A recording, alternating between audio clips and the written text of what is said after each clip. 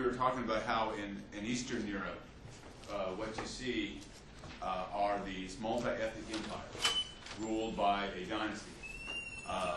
Like the Habsburg dynasty of Central Europe would be one example, the Ottoman Empire in the Balkans and Southeast Europe, and till it collapsed, the Polish Empire. Now the Russian Empire was one of these empires, and it would emerge by the 18th century as one of the great powers not only in Europe but in the world. And a lot of that has to do with the reign of Peter the Great. So today we're going to talk about the kind of the rise of Russia as a great power, and look at the kind of the predecessors of Peter, and then look at what Peter did. Now, another story of the 18th century is the rise of other great powers in the 18th century would be the rise of Prussia, which is a German state that we're going to discuss today, and also the emergence of the British Empire. The British Empire was not based in Europe. It was an empire that encompassed Asia and the New World. It included the American colonies, but also India, and it was an emerging great naval power in the 18th century. So we're going to be talking about the rise of Russia, and then kind of look at 18th century history and the rise of Prussia and Great Britain in that context. All right, so let's begin with Russia. Now, we talked a little bit about the background for Russia, and the person that kind of put Russia on a track toward expansion was a rather ruthless man known to history as Ivan the Terrible, Ivan the Fourth. And you can see he would have been a contemporary of Queen Elizabeth and Philip II over in Western Europe. But now what he did was to create within Russia a strong, centralized bureaucratic state. Sound familiar? Kind of like what Philip II did. And now he did it in a way that was very ruthless. That's why he earned the name the Terrible. Now the Terrible, that's a kind of a poor translation, because when we think of something as being terrible, we always think of it as bad. But you could also call, if you wanted to have a contemporary way of understanding Ivan, you could say he was Ivan the Badass, or Ivan, don't mess with me or I'll kill you, or Ivan is bad. That's that kind of thing, because there was a certain amount of respect for him because of his ruthlessness and his he took kind of take no prisoners attitude. You see the way it worked in Russia was that when he first came to the throne, he was of the House of Moscow. The Prince of Moscow, the princes of Moscow had been the ones who had led the charge to drive out the Mongols, the Muslim Mongols, and free Russia from Mongol rule. In fact, it was Ivan IV's grandfather, Ivan the Great, as he's called, who finally expelled the Mongols and liberated Russia from Mongol domination. And for that reason, the princes of Moscow had claimed the title after 1453, after the fall of the Byzantine Empire. They claimed the title Tsar, Emperor, of all the Russians. Now, the thing about it was that the House of Moscow was just one of a number of princes. There are a number of great princely families. They were all descended from a Viking named Rurik, a Swedish Viking from the 10th century named Rurik. And so, basically, the way it worked was that Ivan was the first among equals, in the sense that there were all these other princely families who could claim to be just as great as he was. So that put him in a position of weakness, in the sense that he could not completely dominate these people like he wanted to. But you see, the thing about Ivan was that he found a way to get around that. And what he did was to create his own nobility to serve in his government. They were called boyars. Boyars were nobles who achieved nobility not because of their family history, but because of their service to the emperor. And so, and anybody could be a boyar as long as they were fanatically loyal and of service to Ivan the Terrible. So he had no problem making a peasant a boyar, as long as they were loyal and did their job, or a merchant, or anybody. It could be no matter what your social class. But once you were a boyar, you were a member of the nobility by virtue of your appointment and your service by the emperor, by the Tsar. Now, and he could use this nobility to run his government and have an effective bureaucracy to collect taxes and run the government on a day-to-day basis. So he built a strong, effective government. Now, that way he didn't have to rely on the princes. He didn't have to count on them because he was creating his own government to run Russia. Now, he had to pay these guys, right? He had to reward these boyars for their services, and he found a way to do it. The way he did it was to give them land. And when he gave them land, he gave them the labor of the peasants who lived on the land.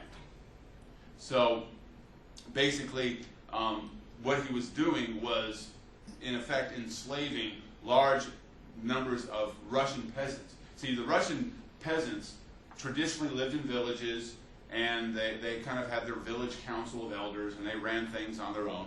But now they were told that they had to pay duties and labor services to the boyar, the noble, the service noble, the boyar who had been appointed by the Tsar. And that meant that they were required without pay to work a number of days a week on the estates and on the lands and do labor services for the boyar. Now you'd say, why would Russian peasants put up with that? Why would they accept being enslaved and being put under the charge of these boyars? Well, when you have God's representative on earth telling you this is the way it's going to be, you're going to do it, right? Because the Tsar was God's representative of earth. Remember, the Tsar is both Pope and Emperor all rolled into one. So basically, he was considered, his person was sacred. He was revered by the Russians as the head of the church. So therefore, he used that power as a way of kind of forcing the peasants into a position where they had to obey his commands and be under the control of these boyars. Now, it wasn't all about propaganda and mind control. It was also about force. Another thing that Ivan did was that he created his own police force, his own bodyguards, his royal guards, the Streltsy. And basically, if anybody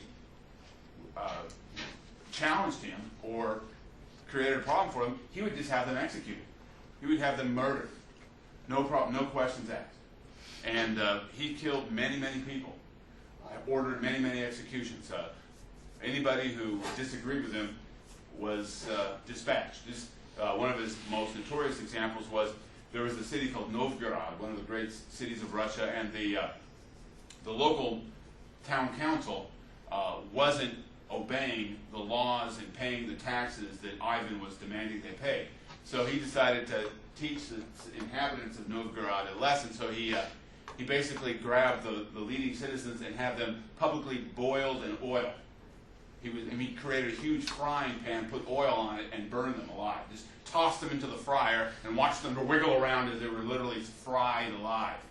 And he only stopped because a local monk saw what was going on and was so horrified. He got on his knees and begged the Tsar to stop because it was so disgusting. It was such so horrible. And Ivan supposedly felt really bad afterwards. He didn't get any punishment, but he felt really bad that he had ordered all those people executed. But it had the desired effect of people obeying what Ivan had to say. Now, a couple of things that Ivan did what was important for Russia was that he began Russia's expansion eastward. As the head of Russia and as the representative of a family that had freed Russia from the Mongols and from Muslim rule, he decided to take the war against the Muslims. And there were some Muslim states to the east of Russia along the Volga River. They were ruled by Khans, or Khans, and he brought his forces and defeated them and won great victories and expanded Russia to the Volga River Valley, the Great Volga. And he even expanded Russia beyond the Ural Mountains, so into what is today Siberia. He began to send settlements and people into that area. Now, the inhabitants of Siberia are very similar in culture and in their way of life to the Native Americans of North America. And so he began the process of Russia expanding at the expense of these native ethnic tribes. And they often did it in the name of religion, in the sense that these were heathens and they were bringing Christianity to these backwards peoples. But he began the process of incorporating Siberia into Russia. Now that would be important, especially today, because Siberia is very rich in natural resources and in oil, and that's one of the reasons Russia is an economic power in the world. But that process of taking over Siberia began with Ivan. Now, it's very important that one thing about Ivan was that part of the ideology of the state was that they were the true church. The Orthodox Church was the one true church. The emperor was the head of the one true church. And any kind of expansion against Muslims or anybody who was heathen was therefore bringing order and civilization and Christianity to these heathen peoples. In fact, on every church that was built, it always had at the top of the giant dome. The Russian churches all have these big onion-type domes, and at the top of every church was a cross over a crescent moon. The crescent moon being the symbol of Islam. So every church celebrated the victory of Christianity over Islam by having the cross shown over a crescent moon on every church building in Russia. That was part of the ideology of the state. Now, the thing about Ivan, though, was that not everybody was on board with Ivan. And it showed in the years that followed, because Russia entered into a period after Ivan's death called the Time of Troubles. Ivan's son and successor, Fedor, was mentally ill and was really incapable of rule. So the real power under the throne was a boyar by the name of Boris Godunov. And Boris Godunov actually arranged for his daughter to marry Fedor. Of course, the marriage was fruitless because Fedor was mentally ill. He was basically a vegetable. He went around going zing, zing, zing, zing, zing, zing. That's all he could say. Zing, zing, zing, zing, zing, zing, zing. That's all he could do. Maybe having a father like Ivan. The older son of Ivan, Dmitri, had died as a young man, and another son of Ivan killed one of his own children. He strangled his own son. So Ivan wasn't, you can see why maybe the son of Ivan might be a little off his rockers given his family history. But Fedor died without issue. And so in 1598, Boris Godunov, the lowly boyar, assumed the throne. And now he had the support of other boyars, but the great princes of Russia weren't too pleased with him. And plus, by this time, a lot of the peasants were a little uneasy. They had been enslaved. They had become serfs. And they were thinking, is this czar really a true czar? Would the real representative of God on earth enslave us and force us to do all this heavy labor for these boyars? And so what happened is that pretty soon, during the reign of Boris Godunov, there were massive peasant uprisings. Now, the people who took the lead against the Russian state and who led the peasants in these uprisings were the Cossacks. Now, we meant the Cossacks again because some of the Cossacks were in Poland. But the Cossacks were Russians and Ukrainians. They were and they were Orthodox Christians. But a lot of them were people who had fled the life on the farm and started the Cossack lifestyle of being herders and living nomadically, living in tents, hunting and fishing for a living. And the Cossacks had a kind of a rough democracy. If you were a warrior and a horseman, you could be a voting member of the Cossack. And every year they would not every year, but whenever they needed a leader, they would elect one. It was called the hetman. So they were kind of a rough and tumble egalitarian band. And since many of them included peasants who had former peasants who had fled the exploitation of working for a boyar, the Cossacks took the lead in these peasant uprisings against Boris Godunov. And many of the Cossacks claimed that Boris Godunov was a false czar, was not the true czar. Now, there arose at this time a man who became known as the false Dmitri. Why? Well, see, Ivan the Terrible had a son named Demetrius, who had died as a young, like a 2-year-old. But all of a sudden, this man showed up and claimed to be the real Dmitri, who had somehow survived.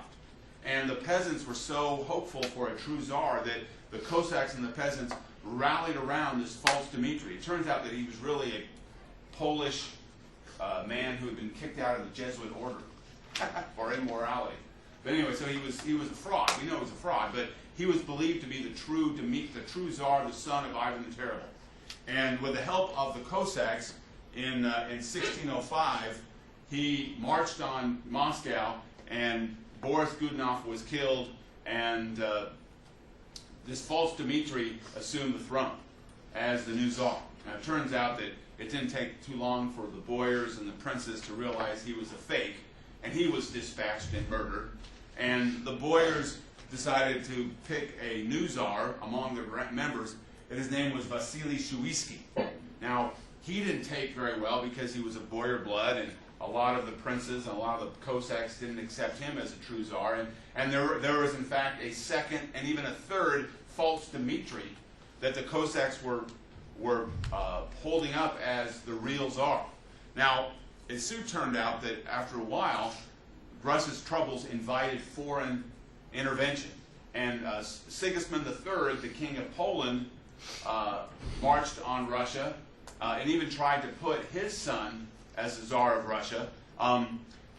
Charles IX of Sweden tried to put his son, the future Gustav Adolf, the guy, hero of the 30 Years' War, tried to put his son as the Tsar. So Russia was facing internal war. Oh, the lights went off in Kingsport. Stand up, so in Kingsport. I think, yeah, there we go. I think sometimes it just goes off because of the light thing. I don't know why it's off, but anyway. So Russia was really a mess. Thanks. Russia was just a mess, and so they were dealing with foreign invasion, uprisings, and so what the Russians did was that they decided to have a great assembly. That's what Zemsky Sobor means. Great Zemsky Sobor means great assembly, and it met in 1613. And they tried to get everybody on board. So they got the princes, they got the boyars, they got the Cossacks involved. They asked townspeople to send their representatives in, and they even had peasants on the board. They tried to get everybody, all the stakeholders involved, and they all rallied behind a single candidate to be the next czar. Who they chose was a young man by the name of Michael Romanov. Now, Michael Romanov, the reason why they chose him is because he satisfied all the different factions. The Romanov family was of princely blood, so they were the House of Rurik. So the princes were happy. The Romanov family had married into the boyars, some of the boyars. So they had boyar blood in there, so that made the boyars happy. Michael Romanov's father was the bishop or archbishop or patriarch of Moscow, so they had the support of the church. In the Orthodox Church, clergy can marry. It's a little different than the Roman Catholic Church. So he had everything going for him: the support of the church, the support of the princes, the support of the boyars, and Michael Romanov was installed as the new czar in 1613, and he was able to establish some order and put Russia back on the road to recovery. Now, it was helped that what happened is that you had a long period of time when you just had two rulers on the throne of Russia. Michael Romanov, who founded the Romanov dynasty that would rule Russia until 1917. Michael Romanov, and then his son Alexis. And so you had a lot of continuity. And it was just during this time that basically what these guys did, what both Michael Romanov and Alexis, his son, did, was continue the policies that had begun by Ivan the Terrible. They created a strong boyar nobility, service nobility, to serve as the bureaucracy and to command the armies, and then they paid them by enslaving more and more peasants. So they just weren't as ruthless as, let's say, Ivan had been. And these policies paid off because Russia soon had because of an effective bureaucracy and system of taxation, they were able to raise an army and build their forces up, and they were able to take advantage of, let's say, the problems that Poland was having. Under the Peace of Andrusovo, after they defeated the Poles and forced Poland to give up much of their land that they possessed in the Ukraine. So a big chunk of what would become the future Russian Empire was gained at the expense of the declining Poles. So Russia was on the rise. Now, it's important to remember that not everybody was on board with these developments, especially some of the peasants. Cossack peasant uprisings continued to be a problem. For example, Stenka Razin, I just like saying Stenka Razin. He was a hetman of the Cossacks who led a massive peasant uprising in 1670. I mean, the peasants and the Cossacks believed that they just couldn't believe that the Tsar would enslave peasants and treat them the way that they were being treated. So they were all convinced that somehow the Tsar had become captured by evil advisors who were kind of issuing orders in the name of the Tsar. They were still very strong Orthodox Christians, and they still believed that the Tsar was sacred. They just couldn't believe that the Tsar would be capable of doing what he was doing. So these uprisings were not about trying to create some kind of new political system. It was simply reacting against the harsh treatment that Russian peasants were receiving as more and more were becoming serfs. Now, by this time, the Russian army was strong enough that eventually the Cossacks were crushed, and Stenka Razin was publicly executed. They tied each one of his limbs to horses, and he was torn apart by the horses. In Red Square, Red Square in Moscow was not named Red Square because the communists were there. It was named Red Square because that's where all the public executions took place, and it was red with the blood of executed people. But anyway,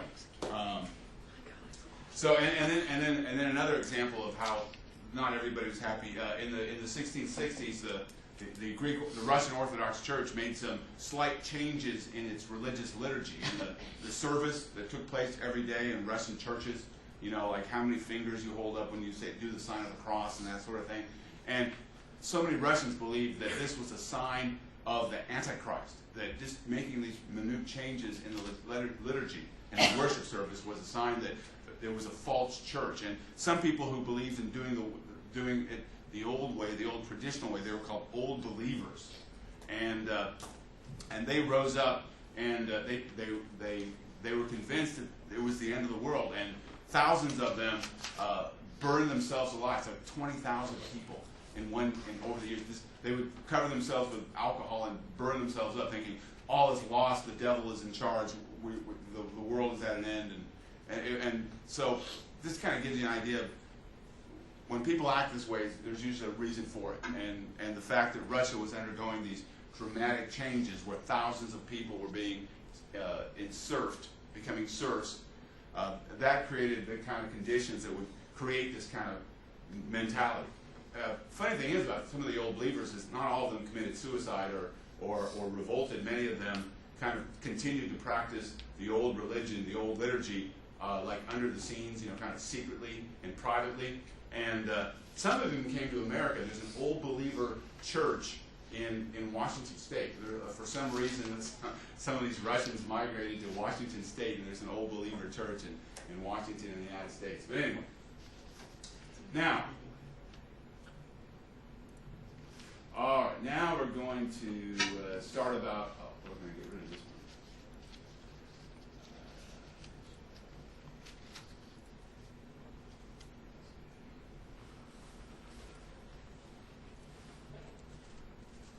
All right, now we're going to talk about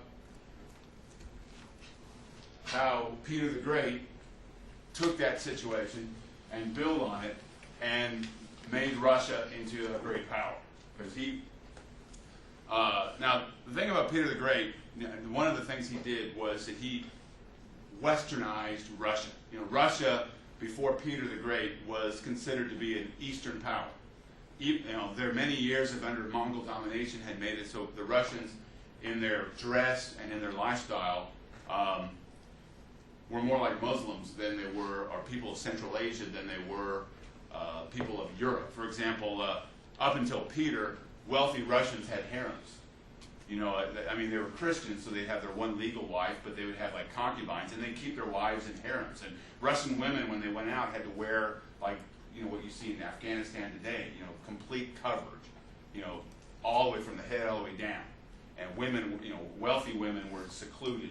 So they had adopted many customs and traditions that were from Central Asia because of their many years of being under Mongol domination. And what Peter the Great did was to kind of, in a very sweeping manner, kind of change all that and bring Russia into Europe as a European power.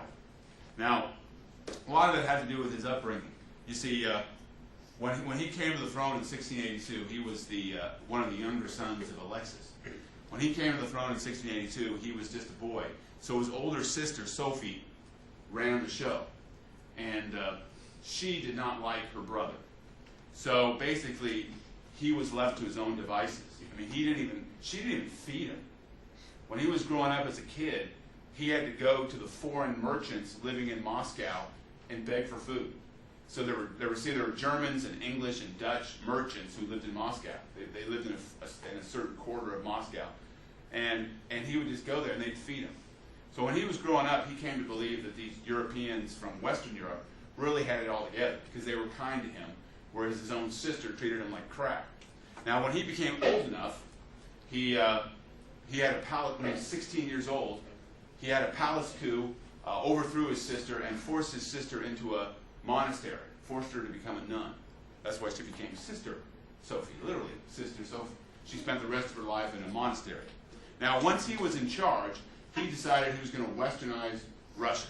So basically, one of the first things he did when he was on the throne was that he did a grand tour of Western Europe and learned all he could about Western culture. He even worked, he really loved ships and the Navy and all that. He even worked as a longshoreman in disguise. He worked as a longshoreman in Amsterdam for a number of months. So he went all over Western Europe, learned as much as he could about the West, and he tried to recruit knowledgeable Westerners, scientists, engineers, military strategists, whatever. He recruited them to come back to Russia because he wanted to use them to implement this program of westernizing Russia. And he made all these rules. He wanted the boyars, the service nobility, no longer to live like Russians. He wanted them to live like Europeans. So, like, he made it a rule that said that they had to cut their beards. Because he said, you know, Westerners do not wear long beards. It was kind of like the Taliban, a Central Asian custom. Russian men had to wear, if you didn't have a big long beard, you were considered unmanly. That's how it is in like Afghanistan today with the Taliban. But he didn't want that because Europeans didn't wear beards, so you know he's clean shaven. Oh, I didn't mean to do that. Oops. So basically he ordered them to get rid of their beards. He ordered them to adopt Western styles of clothing. Look at Peter the Great. He was dressed like how a Westerner would dress in the early 18th century. And he wanted all of his nobility, all of his service nobility, the boyars, to adopt that kind of lifestyle.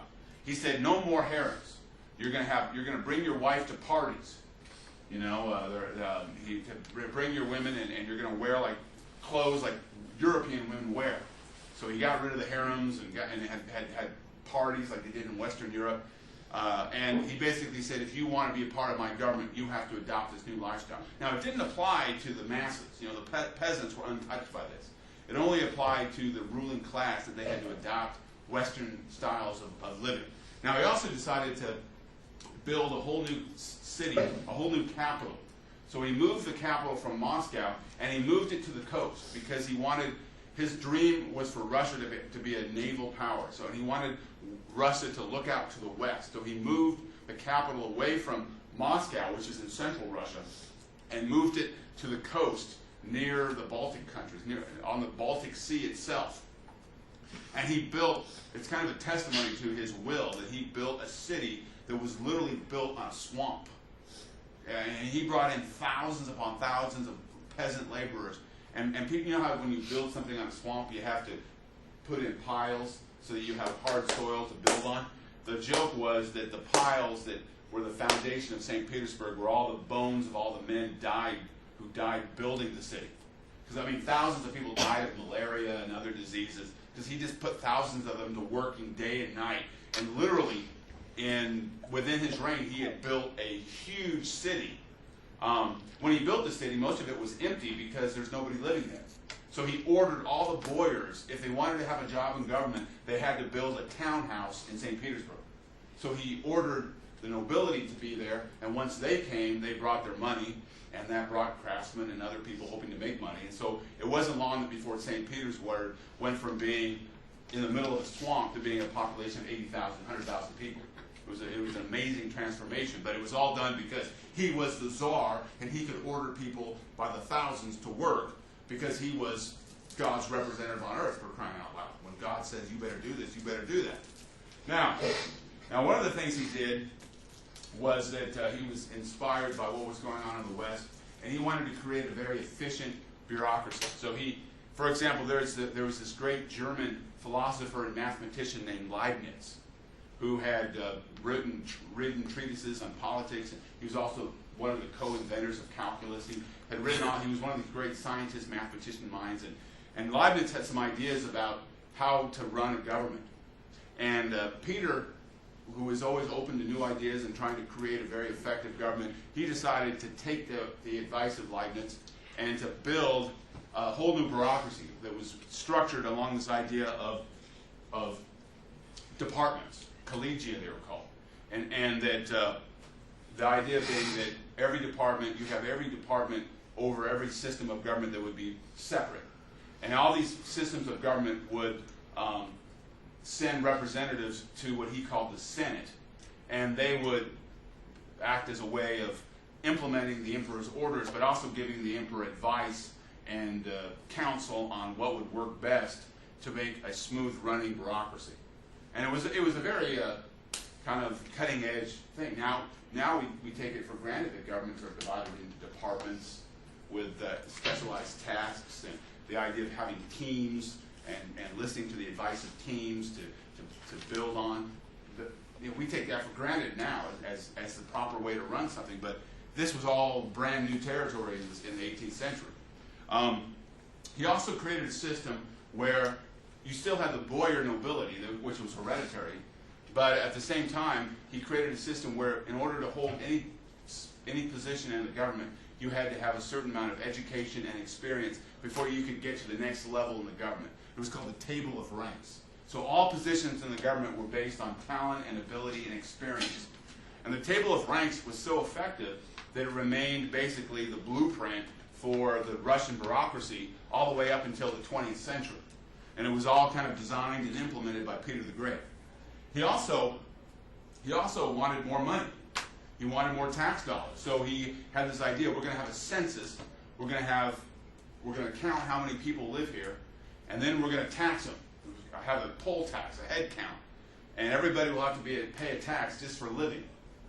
So he created a new tax. Now, these changes that Peter the Great was doing, this wasn't too well received by everybody. And there were a lot of people who didn't like all these changes. And in fact, in 1697, there was a massive uprising by the Streltsy. The bodyguards of the emperor decided to rise up and try to change emperors or have a coup. And he crushed it. Just to give you an idea of Peter the Great's will here, he decided to personally execute the people who were guilty. He cut off the heads of 1,000 men. He personally did it.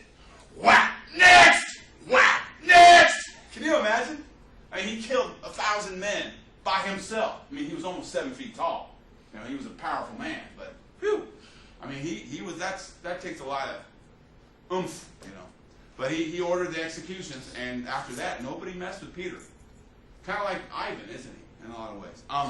And then, when there was a massive Cossack uprising by Conrad Balaban, kind of like Stenka Razin, there was this huge peasant uprising. He called in the army, and he crushed it brutally. So he had a strong state. There was no room for any dissent. Anybody who rose up and resisted would be crushed. You kind of see this kind of attitude today. Look at what's going on Kiev right now, if you're a strong ruler, you do not tolerate dissent. You know, you send in the troops and you crush the opposition, like Putin, whoever the guy's in, Yashevich, who's in the Ukraine. You know, you see that kind of mentality still in Russia today.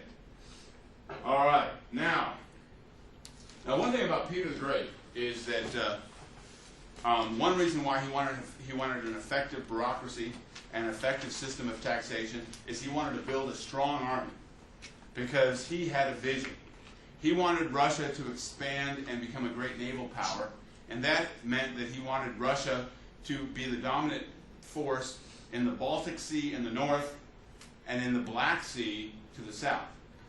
And there were two powers that would be block his efforts to expand Russia in the Black Sea and in the Baltic Sea. In the Baltic Sea, it was the Swede, the Kingdom of Sweden, that blocked expansion.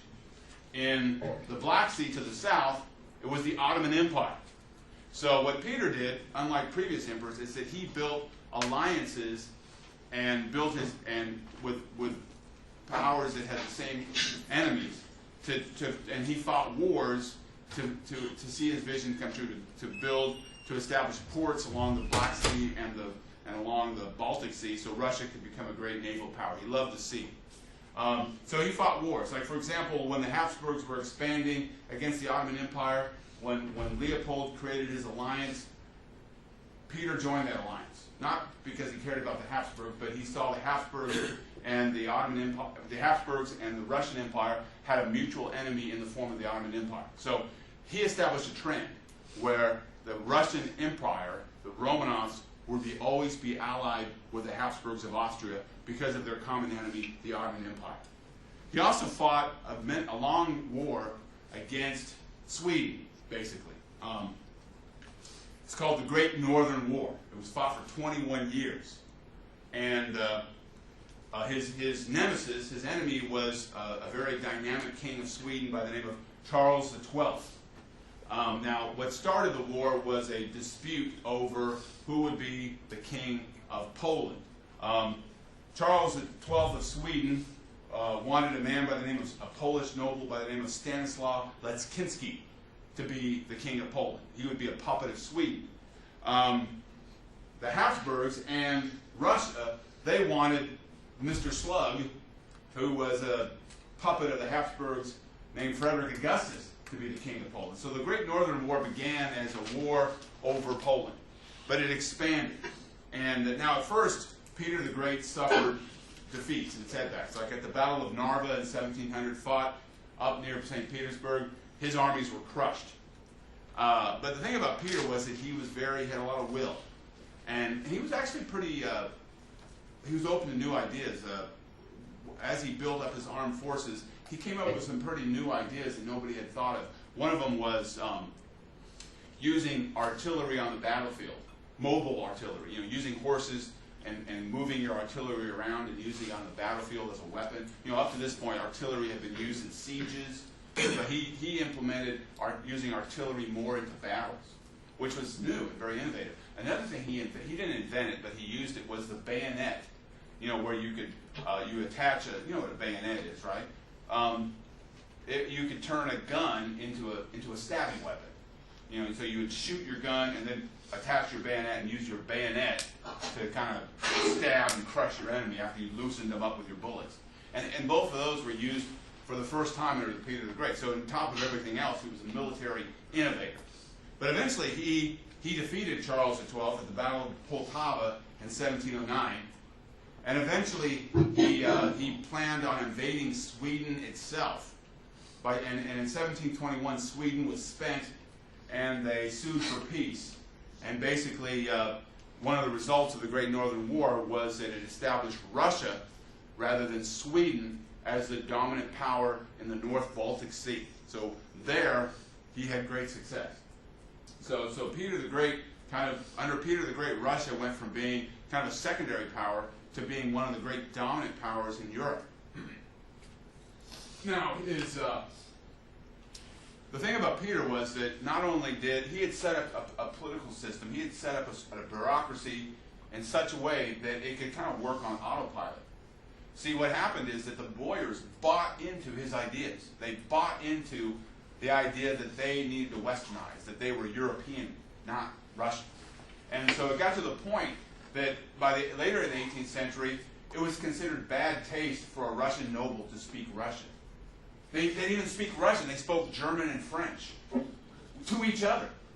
So like they became completely kind of segregated. The elite became completely segregated from the masses of Russian people who continued to live like they had done for centuries in their little villages and living their traditional lifestyle. But the aristocracy totally bought into this idea of being westernized. And it was set up in such a way that it didn't matter who the emperor was, the nobility, the boyar nobility could run things. For example, the daughters who succeeded Peter the Great, by the way, he had his son executed. He was kind of crazy. But this is the thing about Peter the Great is that, okay, he had his son executed, murdered thousands of people. You know how he died? He saw a bunch of sailors were on a ship that was sinking, and he dived into the water. This guy, he was a middle-aged man. He dives into the water, saves the lives of all these sailors who were dying on the ship. And it was, he got sick from, being in freezing water, and he died. So he like kills all these people, including his own son, for opposing him. But then he dies, saving the lives of these sailors that he didn't know. So it's kind of crazy, huh? Crazy guy. But anyway, his daughters who succeeded him, they could kind of, both Empress Anne and Empress Elizabeth, who succeeded him, they basically were more interested in building palaces and collecting shoes and dresses. But the government continued to operate. And they continued the foreign policies that Peter had initiated. For example, in the 18th century, and we'll talk about these wars later, they were always allied with the Habsburgs. No matter what, they would ally themselves with the Habsburgs. Now, after the death of Empress Elizabeth, the only Romanov left was a grandson of Peter the Great, who was a son of one of his daughters. His name was Peter III. Now Peter III had been raised in Germany. His father was a German prince, and he did not even like Russia. But he was the emperor, and in 1762, he became the emperor of Russia. And the thing about Peter the Great was that, Peter III was that he had this obsession. He was probably homoerotic. He was a homosexual. He had this obsession with Frederick the Great. And you see, during the 7 Years' War, when Russia was allied with the Habsburgs, the Russian army was really taking it to Frederick the Great. And Frederick the Great was on his last legs. I mean, he was fighting for his survival. And but then what happened is that when Empress Elizabeth died and Peter III came to the throne, what happened was that Peter III, who was enamored of Frederick the Great, he called off. The first thing he did as emperor was to end the war. He didn't end the war, but he basically pulled Russia out of the war, out of the 7 Years' War, because of his admiration for Frederick the Great. And that was enough to give Frederick the Great the boost that he needed. It's kind of funny. Frederick the Great was also homosexual, so it's like they didn't have an affair with each other. But Peter the Great, Peter III, by his admiration for Frederick the Great, helped Frederick the Great survive. Because once Russia pulled out of the war, that was enough to give Frederick some breathing room to come out of the 7 Years' War without losing his shirt. But anyway, Peter III, though, he didn't last very long. He married a very dynamic woman named Catherine. She was a German princess. She wasn't even Russian. And they were married. They were married before he became Tsar. But after she gave birth to her son, now a lot of people, the son was named Paul. Some people wondered whether Paul was really the son of Peter III, giving him his lack. But when Paul III, it was apparent that Paul was Peter's son.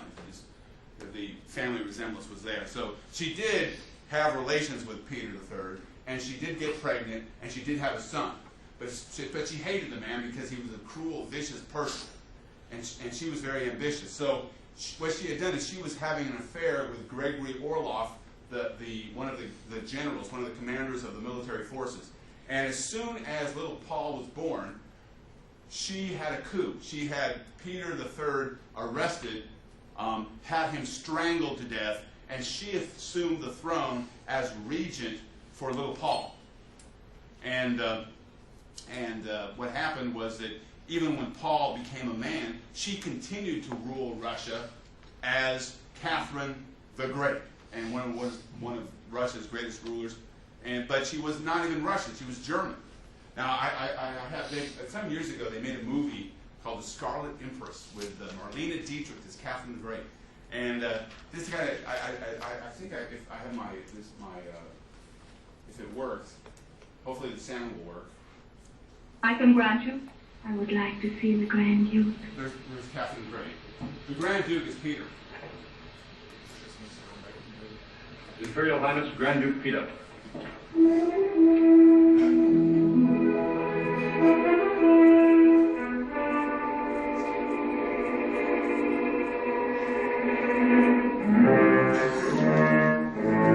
This is Peter.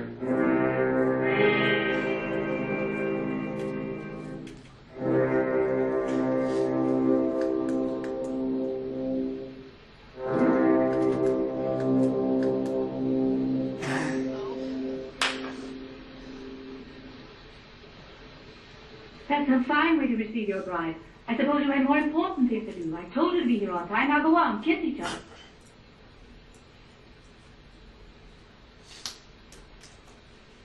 Now remember, Captain, the first child must be a boy. That's why we had you brought here, to provide Russia with an heir to the throne. A fine, bouncing, healthy heir. You understand me, Captain?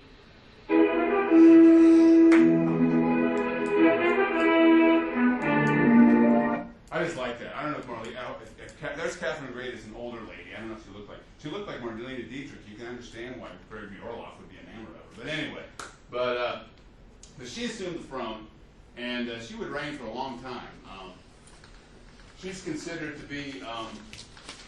She's considered what we call an enlightened monarch. This was the time of the Enlightenment, and she was a very educated person, and she was a great patron of the arts and of philosophers. The great French philosopher Voltaire was a guest at her home, and she really wanted to make Russia more rational. Like, one of the things she did was she had all these legal experts. She gathered them in 1767 to kind of codify and rationalize the Russian system of laws.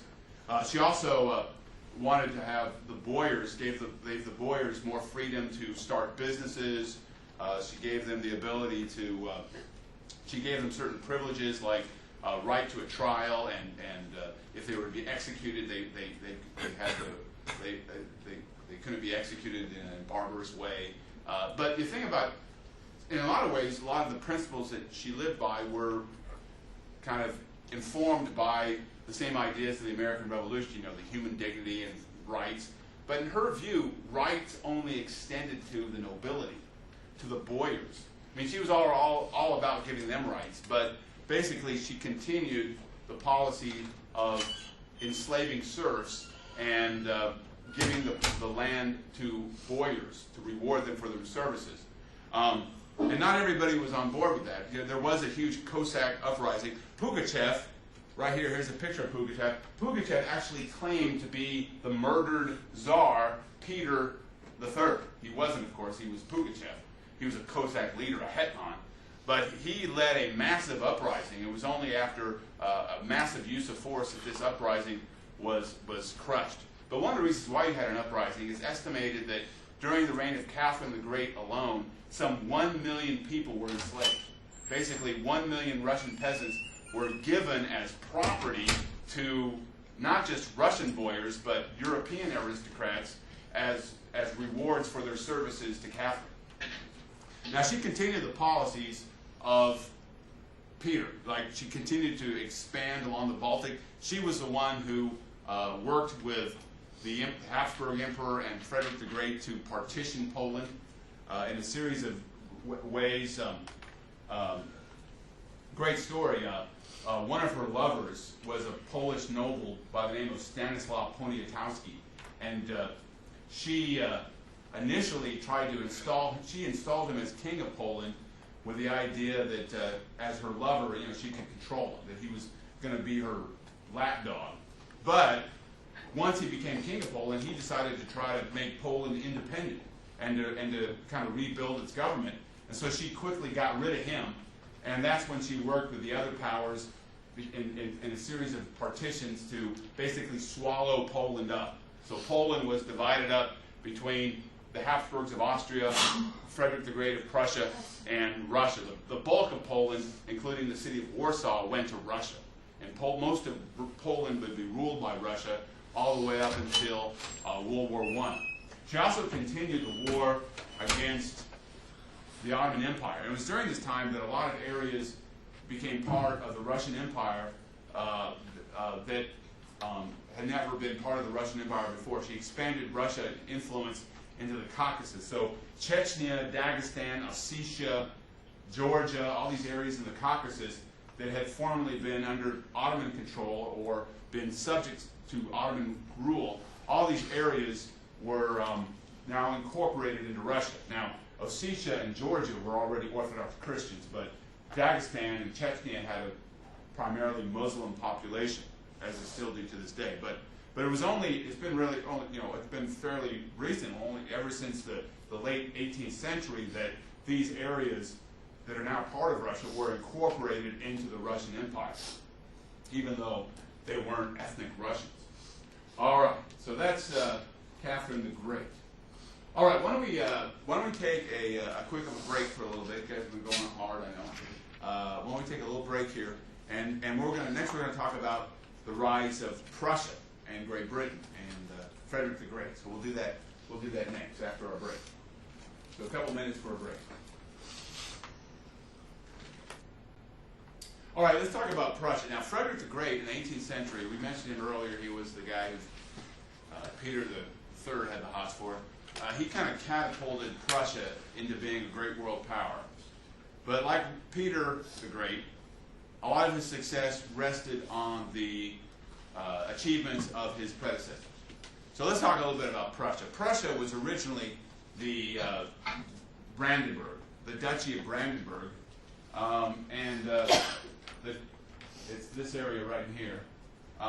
This area was part of the Holy Roman Empire, and the Elector of Brandenburg was one of the people who chose the Holy Roman Emperor. So it was a German state. Now, this was an area that had been built by expansion, in the sense that it was originally in the Middle Ages not inhabited by Germanic-speaking peoples.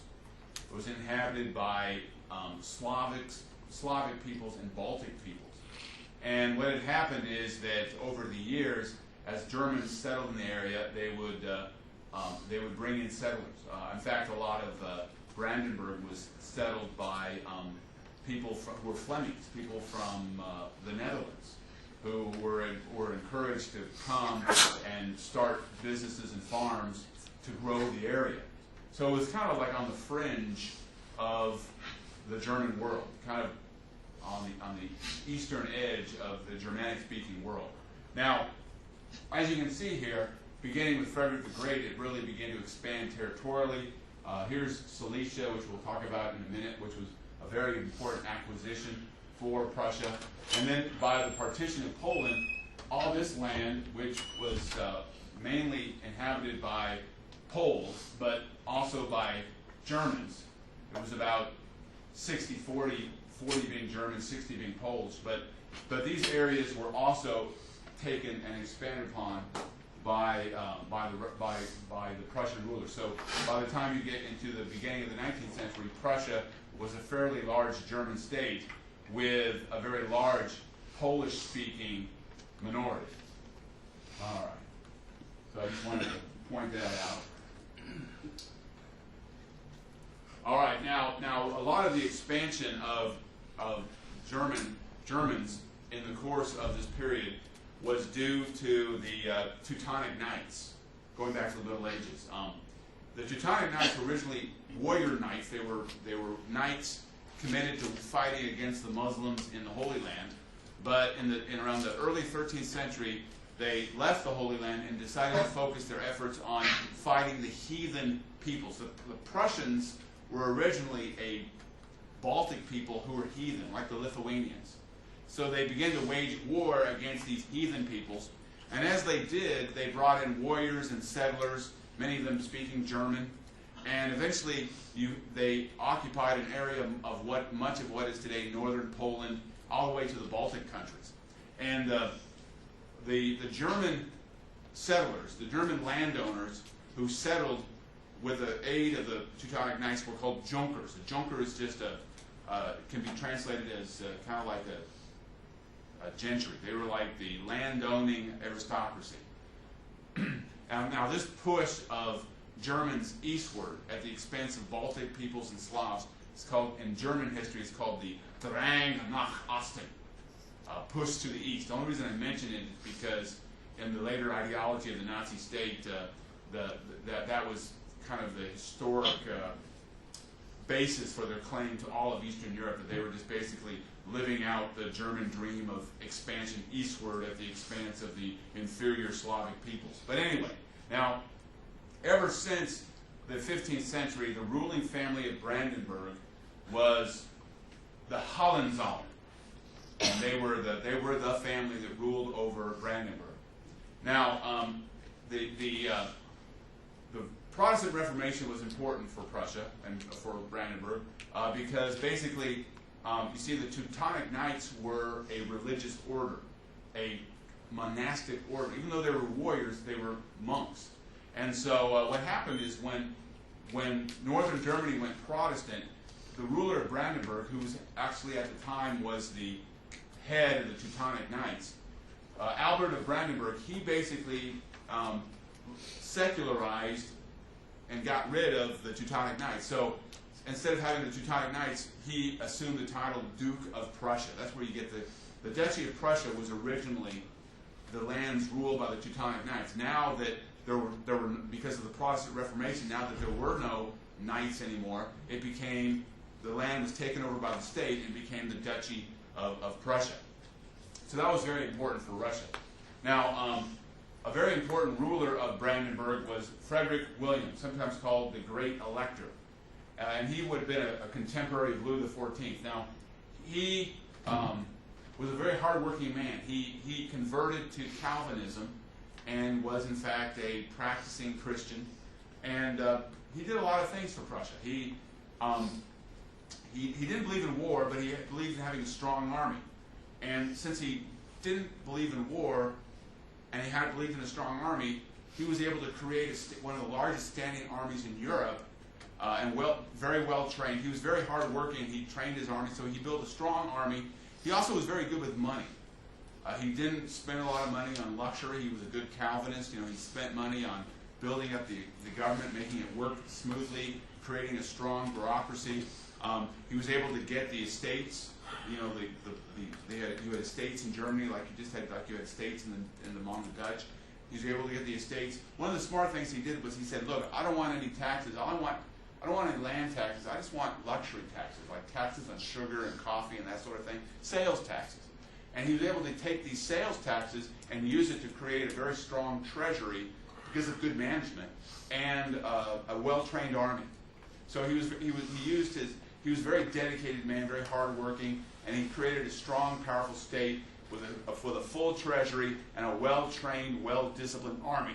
And he left that to his successors. Now, one of the things he began to do was he used the Junkers, these German nobility, he used them as a kind of service nobility, like the boyars, in the sense that the Junkers were used, they were guaranteed certain positions in the government. But they had to do it, they had to be good at it, but basically the Junkers came to assume that serving the Hohenzollern ruler in some capacity was part of their tradition, and that became a very strong part of the Junker mentality, that their goal was to bring glory and honor to the Hohenzollerns and serve the German people, serve their people. Service was very important. Another thing that he did was he established universal public education. because he wanted everybody to read the Bible. He was a good Calvinist, you know, and that's what, you know, you ever wondered why it's called kindergarten? Why kindergarten, you know, a lot of the education comes from Germany, because Germany was one of the first countries in the world that had a public system of education that was funded by the state, because you wanted everybody to read the Bible, for crying out. Even peasants could read in German. Kind of like the Scots. You had the same thing among the Scots. All right, now eventually, because of their services to Leopold, the rulers of the Elector of Brandenburg got elevated to being the King of Prussia in 1701. Now that was a big deal, because it's a lot more status to be a king rather than just a mere elector. So after 1701, the rulers of Prussia, the rulers of Brandenburg, were now the kings of Prussia. Now, another great predecessor of Frederick was his father, Frederick William I. Now, Frederick William I was the grandson of Frederick William, the Great Elector. He was just like him, hardworking, dedicated, very devout Christian, very dedicated to working for his people, build a strong government. Never fought a war. He didn't like wars, but he did believe that you needed to have a strong army just to keep the peace. So Frederick William, you know, was very good with money. By the time he died in 1740, he had a huge treasury and a well-trained army, because he hadn't fought a lot of the wars. I mean, he didn't fight wars, but he did have a good, strong army. Now, one of the things that Frederick William I did was that he realized, just like Peter the Great, that you needed to have people in the government who knew what they were doing to have an effective bureaucracy. So it was called the General Directory. It's kind of very similar to Peter the Great's table of ranks. Under the General Directory, what it is, it laid out the experience and the education that you had to have to hold a certain position in the Prussian bureaucracy. So now the Junkers still had a monopoly. Only Junkers held the highest positions, but you had, if you were a Junker and you wanted to rise up the ranks of the bureaucracy, you had to have the right criteria, have the right education and experience under the terms of the General Directory. So that helped to create a very strong system of government. So you see that when Frederick the Great, here he is in 1740, when he assumed the throne in 1740 from his father, he had a full treasury and a huge army at his disposal, and he was going to use it. See, unlike his family, Frederick the Great was not a Christian at all. He was an enlightened man. He was a materialist. He didn't believe in God. He was an atheist. But he did believe that as a man of the Enlightenment, that it was his duty to be the first servant of the state, to create a strong state that would promote reason and science. He was a great promoter of scientific endeavors, a great promoter of public education, a big promoter of the arts and the sciences and the art and all that. But he was very well respected in Europe. He was very talented. He played the flute. You know, he was very intelligent. He could talk about math and all kinds of different subjects. You know, his court at Potsdam, where his palace was located, was one of the hot spots of Europe. But he was the ruler and quickly became celebrated. Now, he decided to use his position, his full treasury, and his well-trained army to expand Russia at the expense of the Ottoman Empire. Not the Ottoman Empire, sorry. Habsburg Empire.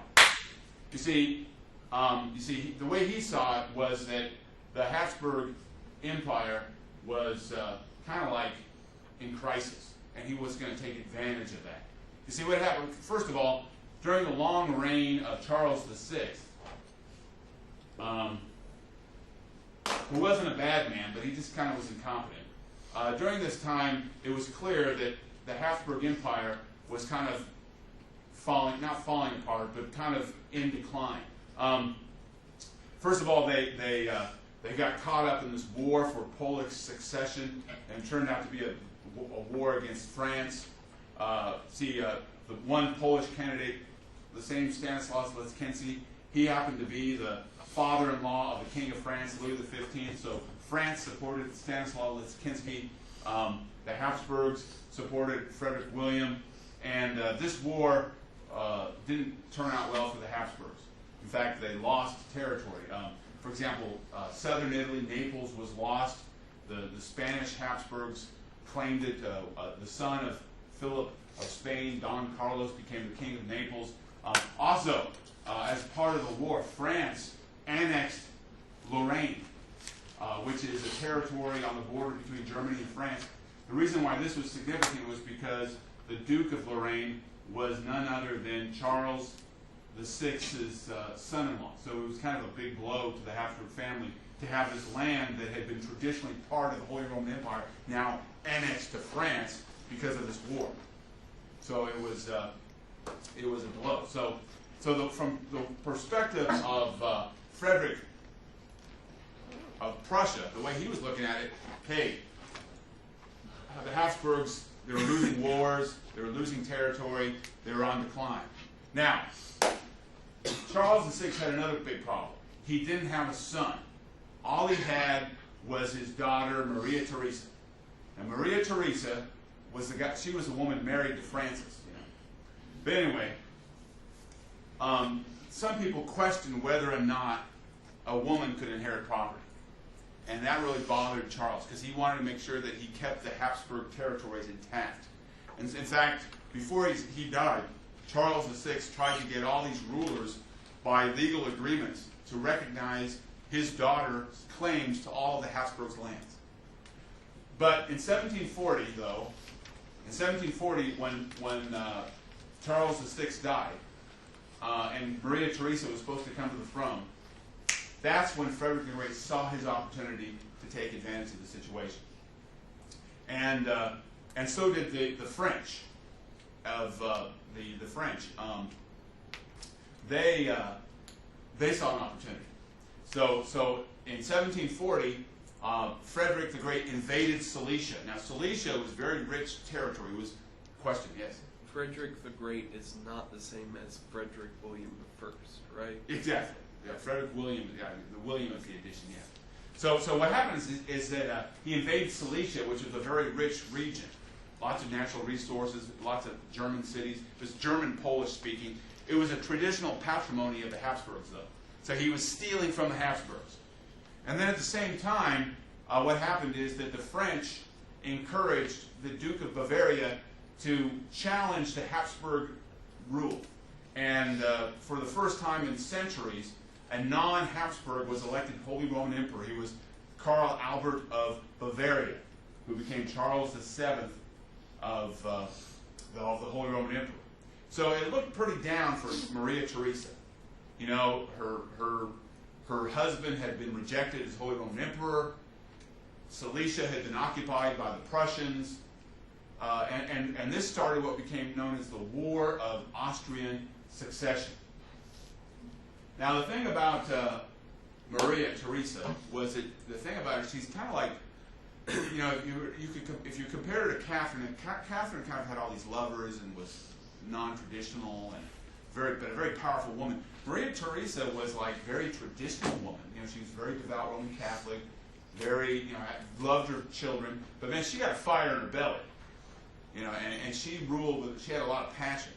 And for example, what she did is she had a little boy named Joseph, a little baby boy named Joseph, and she went to Hungary, and she went to the Hungarian nobility, this young woman, you know, with holding her baby, and she had a meeting of all the Hungarian nobles, all these men with their beards and their mustaches, you know, all sitting there looking all brave, you know, and she said, "I present to you your king, my little boy Joseph is your king, the king of Hungary." And she was this kind of virginal young woman with her little baby. And all the Hungarian nobles were all like crying. They're like, "We will serve him!" Oh! You know, and she rallied the Hungarians. And then now she had an army at her disposal, and she took care of business. And she built an alliance. She got Russia to join her traditional ally. And she even got the British. You see, the British really didn't care about Austria at all. But anybody who was fighting France was an ally of Great Britain, because Great Britain at this time was trying to expand its overseas empire and saw the French, see, in North America and in India, the British and the French were in competition for empire, for competition for influence. So the British became allies of Maria Theresa only because they were fighting against France. And they wanted to expand their empire and their navy. And in the history of the American colonies, the war between France and Great Britain is called King George's War. But it corresponds to the War of Austrian Succession. Now, she was able to get things done. What she did is when Karl Albert died, she pulled some strings and got her husband, Francis, made Holy Roman Emperor. Now, her husband Francis was kind of a dolt. He was actually really smart, but he didn't care about governing. He was a Freemason. He liked science, and he did scientific experiments. But she did all the real running of the everyday job of government. But anyway, but another thing she did was that she cut her losses with Frederick the Great. She gave him Silesia just under a term called the Treaty of Dresden, which ended the war against Frederick so she could focus her efforts on France. And eventually, as the war dragged on, she was able to make a peace treaty was signed, the Treaty of Aix-la-Chapelle, that ended the War of Austrian Succession. So thanks to the tenacity of Maria Theresa, the Habsburg Empire survived intact. Now, they did lose Silesia, and she didn't forget that. She didn't forget that one bit. She was determined to get it back. So what she did was that it was called the Diplomatic Revolution. She realized that her real enemy was not France anymore. It was Prussia. It was Frederick the Great. And so she decided that she needed to make amends with France and target her efforts on isolating Frederick and regaining Silesia. So it's called the Diplomatic Revolution. Now, one reason why she wasn't afraid of France anymore, because France was really a mess. Louis XV was just a slug, didn't do anything. The bureaucracy was out of control, bloated. The guy who was calling the shots, Cardinal Fleury, the minister of the king, was kind of a poor imitation of Cardinal Richelieu. So France, everybody knew that France was a second-rate power. They didn't have the taxes. They were going into debt. They didn't have the taxes or the government structure to stay fit. Even Frederick the Great once said of France, you can't have a system where you're taxing the poorest people and hope that you're going to have a functioning government. You know, remember going back to Frederick the Elector, they only had sales taxes. And they didn't have big land taxes in Prussia. They had sales taxes that taxed largely the wealthy, rich, and the middle class, not the poor. So, you know, France government structure was weak, and it was going into debt, and it was declining as a second-rate power. So, what happened is that Maria Theresa worked, and what happened is that she put together a pretty good alliance. She got France, she got Russia, and she decided to go to war against Frederick the Great, Frederick of Prussia. And this is what started. Now, the thing about Frederick of Prussia was that he knew that this alliance was building against him. The French and Austria and Russia, these great powers, were all coming against him. So what he did was that he went on the offense. He decided, you know, the old notion, the best defense is offense. Who started Frederick the Great? That's why he was considered one of the great military strategists. He marched his armies. He started the war. It's called the 7 Years' War. Now, one thing that he had going for him was that the British were always the friend to anybody who was fighting the French. So as soon as the British found out that the French were now fighting with the Austrians against Prussia, the British made an alliance with Prussia. So the 7 Years' War corresponds to a time when the British were waging war against France in America and in India. And William Pitt, the great Prime Minister of Great Britain, sometimes called the father of the British Empire, he really was instrumental in building up British's navy and military forces to make them a formidable force. And when it was all said and done, the British Empire was born with victories over the French, the annexation of Canada, the British expansion in India, and that's why many people date the founding of the British Empire to this war. Under William Pitt's leadership, the British Navy and military forces were able to defeat the French. But they left Prussia pretty much on its own. I mean, Frederick the Great didn't really get much military assistance. The only way that the British helped him was that the British were keeping the French busy in India and in North America. But the 7 Years' War almost failed for Prussia. Remember, the only thing that really saved Frederick the Great was the fact that the new Tsar of Russia had the hots for him. Remember, and he pulled Russia out of the war. Now, when Russia in 1762 pulled out of the war, that left just Austria and France fighting against Prussia. And he had enough force and enough of an army that he was able to overcome them and reached a negotiated agreement, the Treaty of Paris, that ended the war. Now, the thing that was hard for Maria Theresa to accept was that she never got Silesia back. Under the terms of the Treaty of Paris, Silesia, this very rich region, remained under Prussian control. So when it was all said and done, Frederick the Great got what he wanted. But the Treaty of Paris is also very important for Britain, because as a result of the Treaty of Paris, Great Britain forced the French were the real losers in this war. They lost Canada and their possessions, their claims to the Mississippi Valley in North America, and also the British became the dominant force in the Indian subcontinent. The French, who had been a threat to the British, were out. So it really marked the beginning of British domination of India and the growth of the British Empire. But so Frederick the Great really kind of catapulted Prussia to being one of the great shaping powers of the 18th century. All right, so that's the story of Prussia, and our exam will be on this Tuesday. You guys ready for it?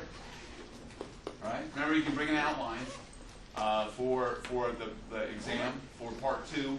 You can choose which of the 2 questions you're going to answer ahead of time. Write an outline. Your conference is scheduled to end in 2 minutes. And you can bring that with you. All right. So you don't have to have an outline, but you can have an outline if that is what you want. Okay. And remember to read your study guides are on D2L. Those discussion things, you must bring those in or email them. You can email them. All right, you guys. So I'll see you all on Tuesday.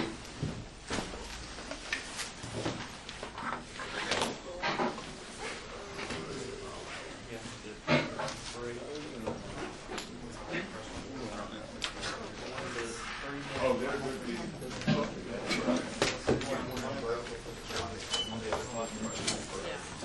Oh, because what happened was that Prussia, the kingdom of Prussia was in the 19th century, and they went from being Prussia to the German Empire after 1871. All right. Oh, yeah, okay.